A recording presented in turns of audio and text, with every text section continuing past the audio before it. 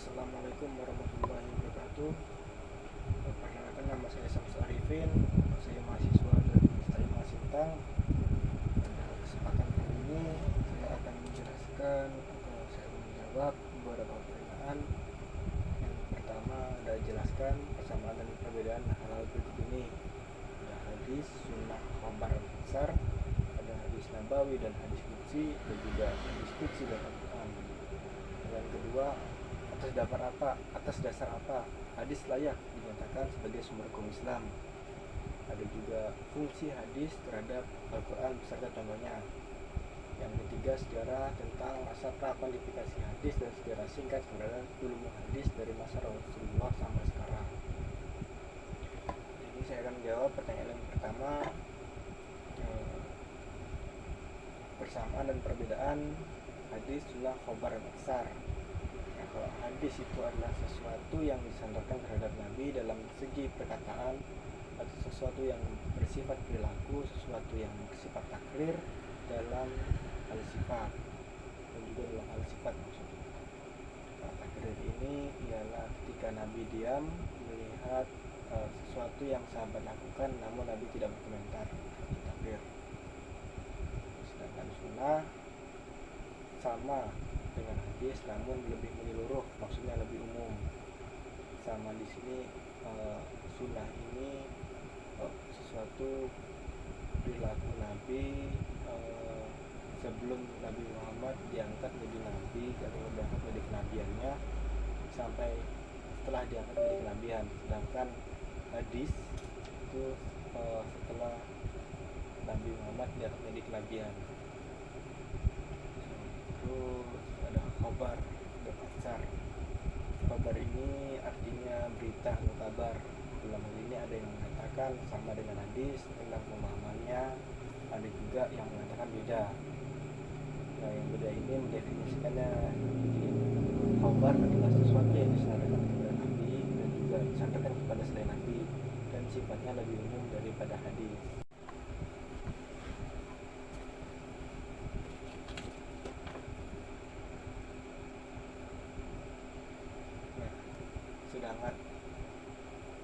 Sedangkan atsar adalah sesuatu yang disandarkan terhadap Nabi, namun dengan memiliki qojat atau atas otoritas Nabi. Ada juga yang memahaminya gini, sesuatu atsar ini adalah sesuatu yang disandarkan terhadap sahabat atau tabi'in. Yang kedua ada persamaan dan perbedaan hadis nabawi dan hadis qudsi. Kalau hadis nabawi ini hadis yang dinisbatkan atau disandarkan terhadap Nabi baik secara teks atau lafaznya maupun pemahamannya atau makna. Sedangkan hadis qudsi adalah hadis yang diriwayatkan oleh Nabi dari Allah SWT. Dalam hal ini hadis qudsi adalah firman Allah yang Allah sampaikan kepada Nabi. Namun ketika Nabi menjelaskan terhadap sahabat, lafaz atau kalimatnya dari Nabi, bahasa lainnya begini, hadis qudsi ini maknanya, isinya dari Allah dan teksnya dari Nabi. Ini persamaan keduanya antara hadis qudsi dan Al-Quran. Kalau hadis qudsi ini seperti penjelasan yang kita bahas tadi. Sedangkan Al-Quran adalah firman Allah atau sesuatu yang datangnya dari Allah, baik secara lafaz atau kalimat, teks dan isinya. Al-Quran dapat dibaca dalam sholat, itu bedanya. Sedangkan hadis qudsi tidak bisa dijadikan atau dibuat ibda dalam sholat. Terus saya akan menjawab pertanyaan nomor kedua, kenapa hadis menjadi sumber hukum? Dalam Al-Quran banyak sekali ayat Al-Quran yang menerangkan tentang kewajiban mempercayai dan menerima dari segala yang datang dari Nabi Muhammad SAW untuk dijadikan pedoman hidup. Hal ini yang menjadikan sebab bahwa hadis bisa menjadi sumber hukum dalam Islam. Ada dalil atau bukti kuat yang menjadikan hadis sebagai sumber hukum Islam dan menempati urutan sumber hukum yang kedua setelah Al-Quran. Adapun dalil ini berasal dari Al-Quran sendiri yang ada dalamnya beberapa ayat dari surah Al-Imran ayat 32. Qul atiu Kul atiullah wa rasulah fa in tawallau fa innallaha la yuhibbul kafirin. Katakanlah atau taatilah Allah dan Rasulnya. Jika kamu berpaling, maka sesungguhnya Allah tidak menyertai orang-orang yang kafir.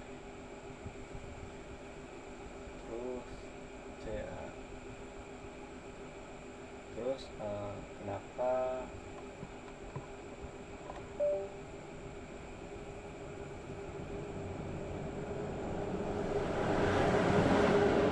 isi hadis dalam Al-Quran? Hadis ini fungsinya ada 4. Yang pertama ada bayan takrir, yang kedua ada bayan tafsir, yang ketiga ada bayan tashri, dan yang keempat ada bayan nas. Bayan takrir ini untuk menjelaskan isi Al-Quran, bayan tafsir ini untuk menafsirkan isi Al-Quran, dan bayan tashri ini untuk memberikan kepastian hukum Islam yang tidak ada dalam Al-Quran, dan bayan nas adalah mengganti sesuatu ketentuan terdahulu. Ini hadis pada masa Rasulullah. Hadis atau sunnah adalah sumber hukum Islam yang kedua, merupakan landasan dan pedoman yang telah hidup umat Islam setelah Quran. Karena itu perhatikan kepada hadis yang diterima dari Muhammad SAW. Dilakukan dengan cara memahami dan menyampaikannya kepada orang-orang yang belum mengetahuinya. Perhatian semacam ini sudah ada sejak Nabi Muhammad SAW masih hidup. Namun pada saat itu perawi hadis atau orang yang menulis hadis sangat berhati-hati dalam menerima maupun meriwayatkan hadis dan menjaga kemurniannya. Pada zaman Rasulullah, para sahabatlah yang meriwayatkan hadis yang pertama. Para sahabat ini menerima hadis langsung dari Nabi Muhammad SAW, baik yang sifatnya pelajaran maupun jawaban atas masalah yang dihadapi. Pada masa ini, para sahabat umumnya tidak melakukan penulisan terhadap hadis yang diterima, karena tidak semua para sahabat menuliskan hadis saat itu. Yang menuliskan hadis itu orang-orang yang dipilih oleh Nabi Muhammad SAW. Ini sejarah pembukuan hadis.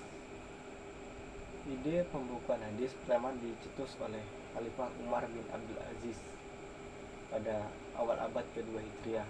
Sebagai khalifah pada masa itu, beliau memandang perlu untuk membukukan hadis karena ia menyadari bahwa para perawi hadis semakin lama semakin banyak yang meninggal. Apabila hadis ini tidak dibukukan, maka ia mengkhawatirkan hadis ini akan lenyap dari permukaan bumi. Pentingnya pembukuan hadis tersebut mengundang para ulama untuk ikut berperan dalam meneliti, menyeleksi, dan dengan cermat kebenaran hadis.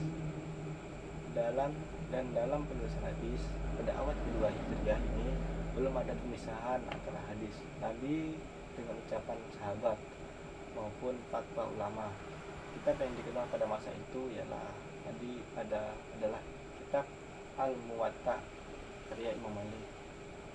Pada abad ketiga, penulisan hadis dilakukan dengan mulai memisahkan antara hadis, ucapan maupun fatwa. Bahkan ada pula yang memisahkan antara hadis sahih dan hadis yang bukan sahih. Dan pada abad keempat, yang merupakan akhir penulisan hadis, kebanyakan bukti hadis itu hanya merupakan penjelasan ringkas dan pengelompokan hadis-hadis sebelumnya. Terus sejarah ulumul hadis dari zaman Nabi Muhammad, zaman Rasulullah sampai sekarang. Ini perlu kita jelaskan dulu apa itu ulumul hadis. Kata ulumul hadis itu awal dari ulum yang berbahasa Arab, artinya berbentuk jamak dari ilm yang berarti ilmu-ilmu. Sedangkan al-hadis di kalangan ulama berarti segala perbuatan, perkataan atau takrir yang bersifat disampaikan kepada Nabi. Dengan demikian, gabunglah kata ulumul hadis yang mengandung menerima dari ilmu yang membahas berkaitan dengan hadis Nabi. Ini pertama saya akan menjelaskan periode klasik pada masa Nabi Muhammad abad ke-7 Hijriah. Penerimaan hadis di masa Nabi SAW dilakukan oleh sahabat sahabat dekat beliau seperti Khulafa ar-Rasyid dan dari kalangan sahabat lainnya. Pada masa ini, kritik atau penelitian terhadap suatu riwayat hadis yang menjadi cikal bakal ilmu hadis, terutama ilmu hadis diriyah, yang dilakukan dengan cara sederhana sekali. Apabila sahabat ragu untuk menerima suatu riwayat dari sahabat lainnya, ia segera menemui Nabi atau sahabat lainnya yang dipercaya untuk mengonfirmasikannya. Setelah itu barulah ia menerima dan mengamalkan hadis tersebut. Ini terus berlanjut terus sampai pertengahan abad ke-7 Hijriah sampai abad ke-14 Hijriah.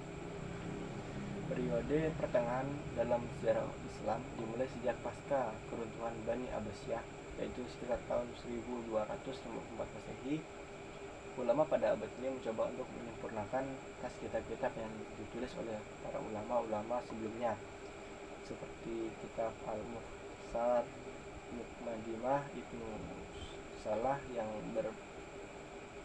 berpaling baik ialah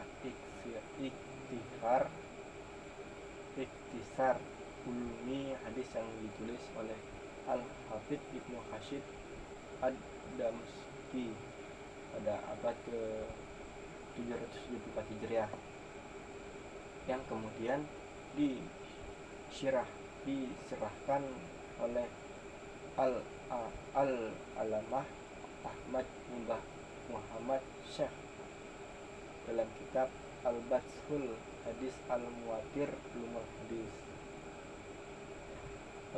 Terus sampai ke sekarang, periode modern dari abad 14 Hijriah sampai sekarang. Pada abad ini yang terus menulis ilmu hadis dari ulama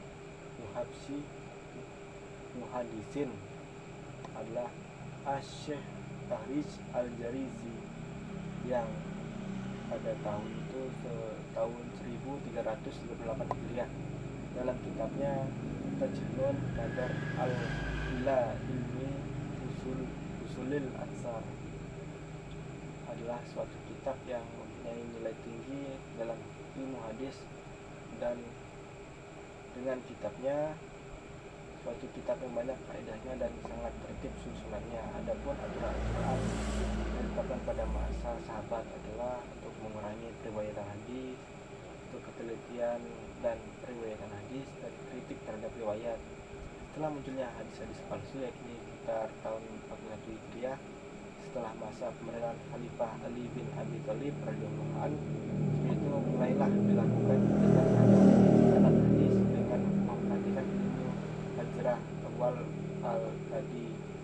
al-Qadir, dan dengan sekaligus mulai pula lah ilmu ini tumbuh dan berkembang. Mungkin sekian yang dapat saya jawab atau dapat saya berikan. Kurang lebih atau kesalahannya saya mohon maaf. Semoga bermanfaat untuk kita semua. Saya akhiri, wabillahi taufiq wal hidayah.